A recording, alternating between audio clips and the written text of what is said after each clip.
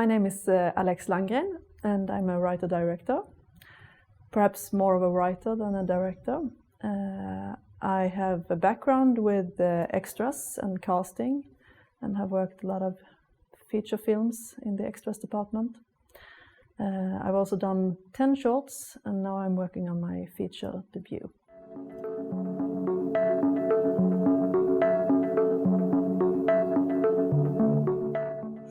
I've been to school a lot. So right after gymnasiet, I don't know the English word, I went to a folkhögskola and I studied creative writing, like writing a book. But then there was a guy who contacted our school and wanted to have a scriptwriter for his screenplay. So I worked kind of in the same field thematically, and I said, well, this would be great to try. And I wrote a screenplay without having any knowledge of how that was supposed to be done. And then I saw what he shot, and I was like, oh, I have to be a director, because this is not what it looked like in my head. So I went to another school and I studied the real camera stuff and the equipment and all of that. That was a journalism education, basically, but in medias.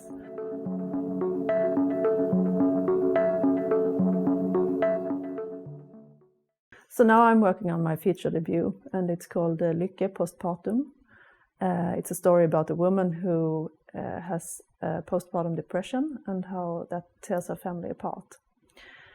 And I began with the project after my first child. Then it was like therapy writing because I had a depression. And when I realized it could perhaps be something else, then I wanted to distance myself from it, so not to tell my story, because that's usually a bad idea.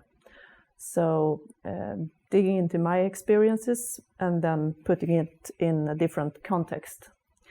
So a lot of years in writing process, I guess. And then for the last 2 years, I have been more hands-on with the project.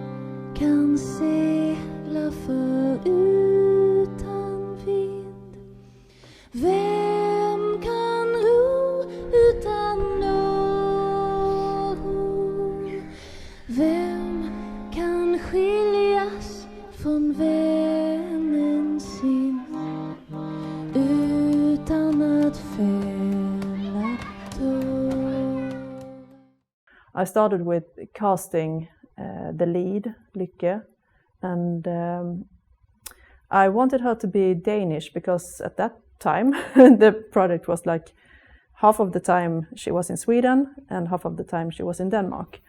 So it was really important that she was Danish and had moved to Sweden and then went back because she fled from her family at that point. So I got a couple of tips on people, Danish actors, right age and right like what I was looking for. And then I went to meet the first one and I was like, oh, I really love you. So then I didn't cast anymore because she was the part. And we shot like a pilot, I guess, with her 1.5 years ago. So that's a long time. And I edited it here at Filmcentrum.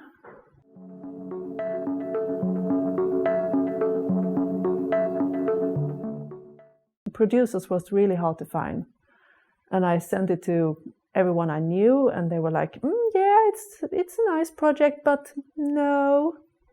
And then when I got that close to funding for production, I had this Malmö-based company that haven't done much features or drama whatsoever. They work in commercial or business to business. But one of my friends recommended them, and I went to see them, and they were like, "Oh, this is really, really good. We want to do this, and we are aiming at drama." And so because you have to have producer to have the production financing from Svenska Filminstitutet. So we did the application, and then we waited and waited and waited, and then we got the no thank you. And then we weren't that devastated, actually, because we had gained momentum in the application process, and we had worked together really tight and long hours. So we said, no, hell with it. We just go ahead, and we got some money from Skåne, and said we are going to shoot the first part of this film because it's a 1-year story. So we have one summer part, one autumn part, one winter, and one spring. So we are going to start this summer, and this was in December, 2